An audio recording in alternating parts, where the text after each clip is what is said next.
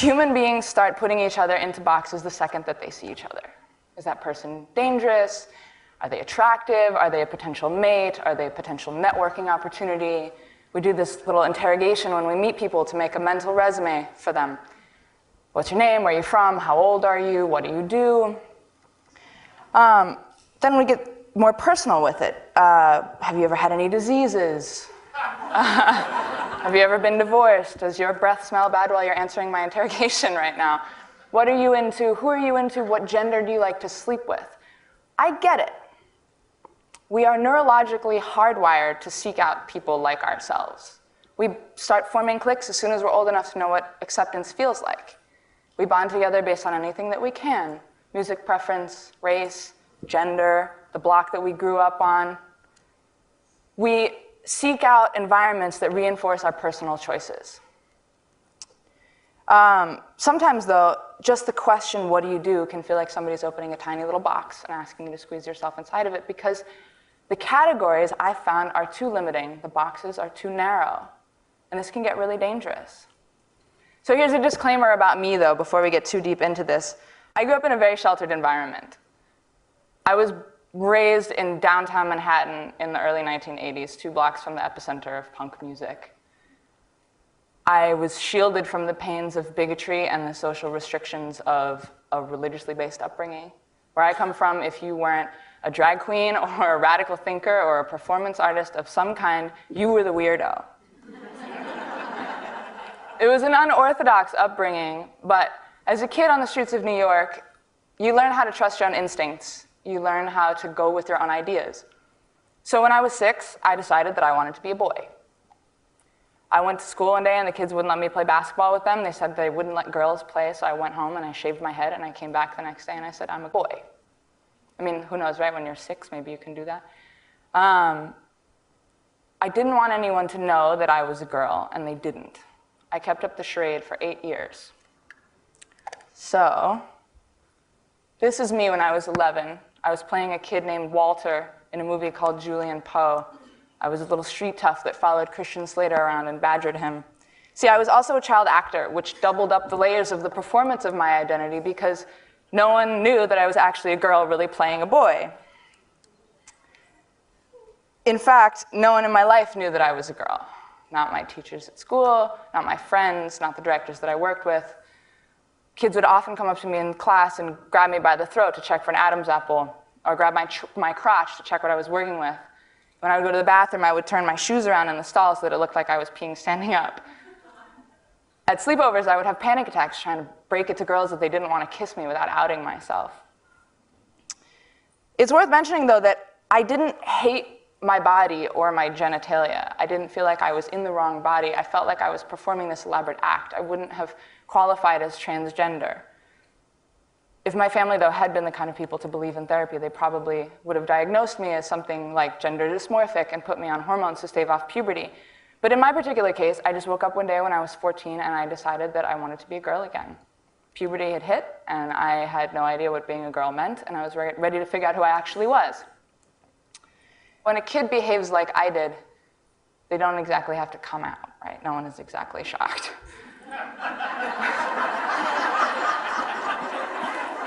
But I wasn't asked to define myself by my parents. When I was 15 and I called my father to tell him that I had fallen in love, it was the last thing on either of our minds to discuss what the consequences were of the fact that my first love was a girl. 3 years later, when I fell in love with a man, neither of my parents batted an eyelash either. See, it's one of the great blessings of my very unorthodox childhood that I wasn't ever asked to define myself as any one thing at any point. I was just allowed to be me, growing and changing in every moment.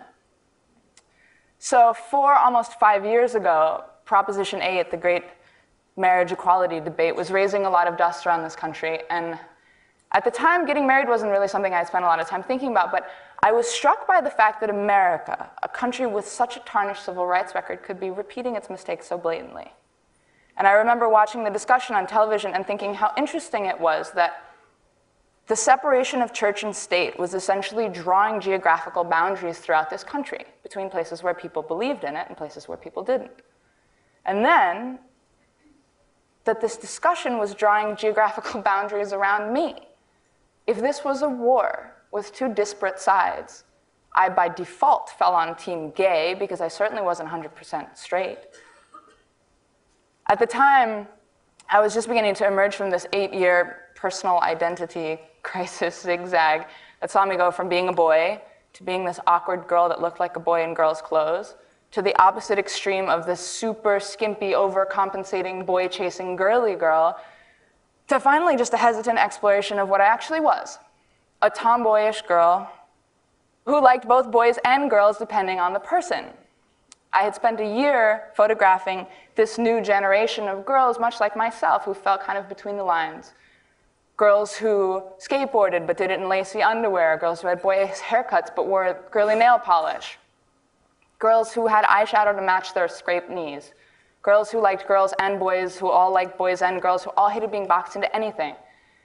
I loved these people, and I admired their freedom, but I watched as the world outside of our utopian bubble exploded into these raging debates where pundits started likening our love to bestiality on national television. And this powerful awareness rolled in over me that I was a minority. And in my own home country, based on one facet of my character, I was legally and indisputably a second-class citizen. I was not an activist. I waved no flags in my own life. But I was plagued by this question: how could anyone vote to strip the rights of the vast variety of people that I knew based on one element of their character? How could they say that we as a group were not deserving of equal rights to somebody else? Were we even a group? What group? And had these people ever even consciously met a victim of their discrimination? Did they know who they were voting against and what the impact was? And then it occurred to me, perhaps if they could look into the eyes of the people that they were casting into second-class citizenship, it might make it harder for them to do. It might give them pause. Obviously, I couldn't get 20 million people to the same dinner party, so I figured out a way where I could introduce them to each other photographically, without any artifice, without any lighting, or without any manipulation of any kind on my part. Because in a photograph, you can examine a lion's whiskers without the fear of him ripping your face off. For me, photography is not just about exposing film, it's about exposing the viewer to something new, a place they haven't gone before, but most importantly, to people that they might be afraid of. Life magazine introduced generations of people to distant, far-off cultures they never knew existed through pictures. So I decided to make a series of very simple portraits, mugshots, if you will. And I basically decided to photograph anyone in this country that was not 100% straight, which, if you don't know, is a limitless number of people. So this was a very large undertaking, and to do it, we needed some help. So I ran out in the freezing cold, and I photographed every single person that I knew that I could get to in February of about 2 years ago. And I took those photographs, and I went to the HRC, and I asked them for some help. And they funded 2 weeks of shooting in New York, and then we made this.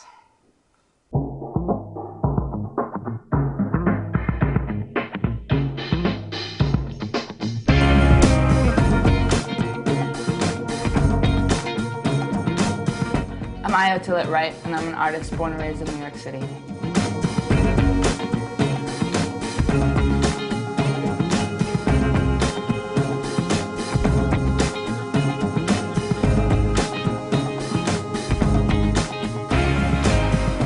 Self-Evident Truths is a photographic record of LGBTQ America today. My aim is to take a simple portrait of anyone who's anything other than 100% straight or feels like they fall on the LGBTQ spectrum in any way. My goal is to show the humanity that exists in every one of us through the simplicity of a face. We hold these truths to be self-evident that all men are created equal. It's written in the Declaration of Independence. We are failing as a nation to uphold the morals upon which we were founded. There is no equality in the United States.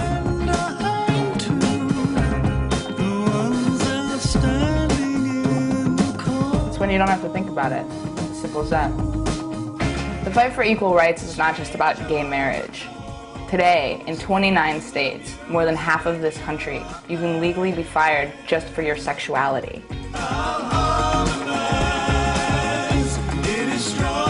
I've heard hundreds of people give the same answer. we are all responsible for equality.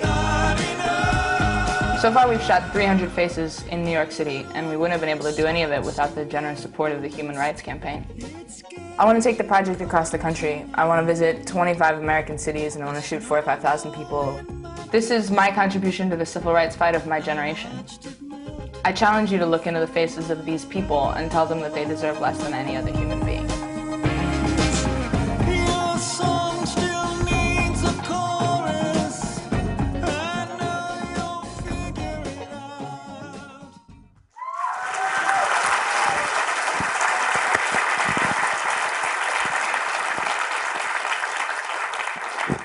Absolutely nothing could have prepared us for what happened after that. Almost 85,000 people watched that video, and then they started emailing us from all over the country, asking us to come to their towns and help them to show their faces. And a lot more people wanted to show their faces than I had anticipated. So I changed my immediate goal to 10,000 faces.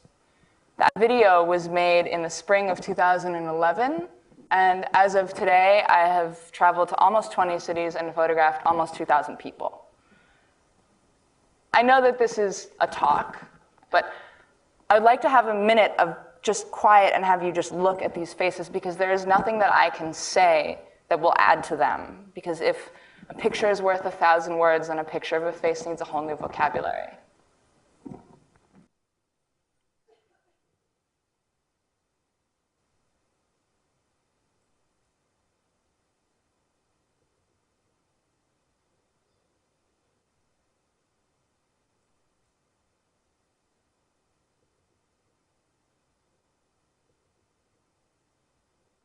So after traveling and talking to people in places like Oklahoma or small town Texas, we found evidence that the initial premise was dead on. Visibility really is key. Familiarity really is the gateway drug to empathy. Once an issue pops up in your own backyard or amongst your own family, you're far more likely to explore sympathy for it or explore a new perspective on it. Of course, in my travels, I met people who legally divorced their children for being other than straight. But I also met people who were Southern Baptists who switched churches because their child was a lesbian. Sparking empathy had become the backbone of self-evident truths, but here's what I was starting to learn that was really interesting. Self-evident truths doesn't erase the differences between us. In fact, on the contrary, it highlights them. It presents not just the complexities found in a procession of different human beings, but the complexities found within each individual person. It wasn't that we had too many boxes, it was that we had too few.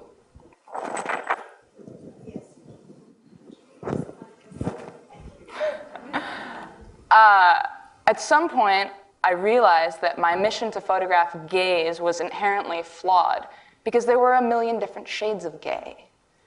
Here I was trying to help, and I had perpetuated the very thing I'd spent my life trying to avoid, yet another box.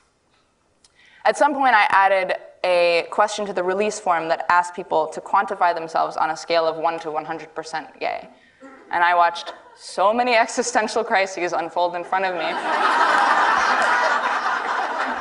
People didn't know what to do because they had never been presented with the option before. Can you quantify your openness? Once they got over the shock, though, by and large, people opted for somewhere between 70 to 95% or the 3 to 20% marks. Of course, there were lots of people who opted for a 100% one or the other, but I found that a much larger proportion of people identified as something that was much more nuanced. I found that most people fall on a spectrum of what I have come to refer to as gray. Let me be clear, though, and this is very important. In no way am I saying that preference doesn't exist. And I'm not even going to address the issue of choice versus biological imperative, because if any of you happen to be of the belief that sexual orientation is a choice, I invite you to go out and try to be gray. I'll take your picture just for trying. What I am saying, though, is that human beings are not one-dimensional. The most important thing to take from the percentage system is this. If you have gay people over here, and you have straight people over here, and while we recognize that most people identify as somewhere closer to one binary or another, there is this vast spectrum of people that exist in between.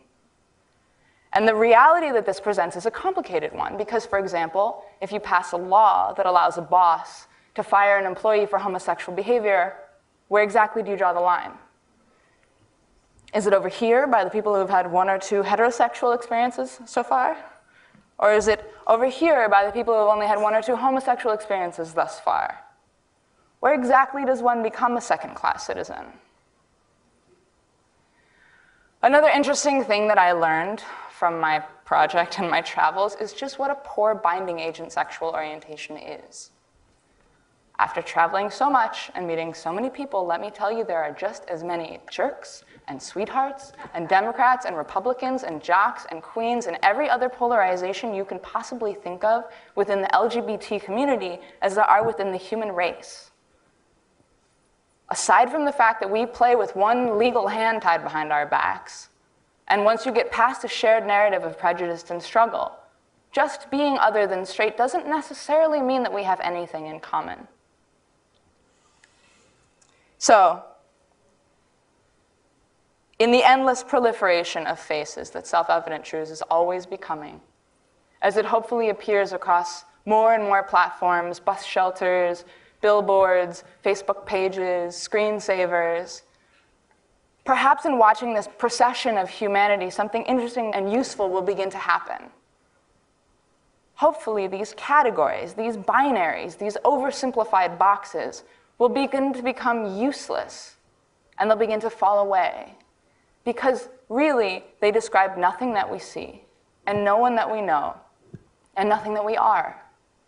What we see are human beings in all their multiplicity. And seeing them makes it harder to deny their humanity. At the very least, I hope it makes it harder to deny their human rights. So, is it me, particularly, that you would choose to deny the right to housing, the right to adopt children, the right to marriage, the freedom to shop here, live here, buy here? Am I the one that you choose to disown as your child or your brother or your sister or your mother or your father, your neighbor, your cousin, your uncle, the president, your policewoman, or the fireman? It's too late. Because I already am all of those things. We already are all of those things, and we always have been. So please don't greet us as strangers. Greet us as your fellow human beings. Period. Thank you.